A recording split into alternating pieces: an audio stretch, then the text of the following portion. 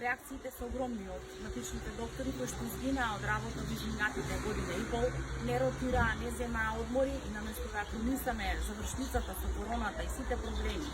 кои што ги имаа нашите пациенти, наместо да добиеме едно благодарам или награда, овој пат беа врачени казни од 15.000 до 20.000 денари. Казните се имено за погрешна терапија, нешто што порано било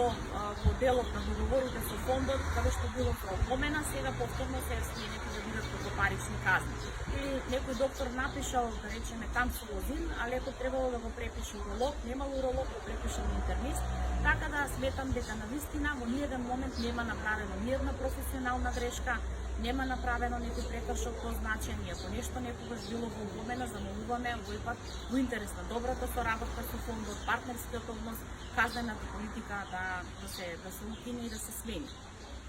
Примарното здравство е крајно разочарано од ваквиот однос, заради тоа што казни се од 2018 година и сметаме дека е крајно време да се воведе во нашата држава повеќе фондови да се воведат, да се стопира монополскиот однос на оваквиот фонд кој што не ги почитува докторите од примарното здравство. И уште еден момент, бидејќи во ниеден момент не сме прифатени, не сме опфатени со пакет мерките на владата,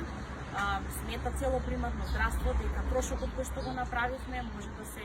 надокнади некако со поместување на говот, бидејќи инфлација постои, секојдневно горивата се покачуваат, печатиме тони хартии, оваа влада обеќа вод капитационен од 90 денари и сметам дека е крајно време, нели, бидејќи нема награди, а има казни, за да можеме се тоа да го издржиме и капитациониот одговор на 90 денари. Браво, како бевте експедитивни.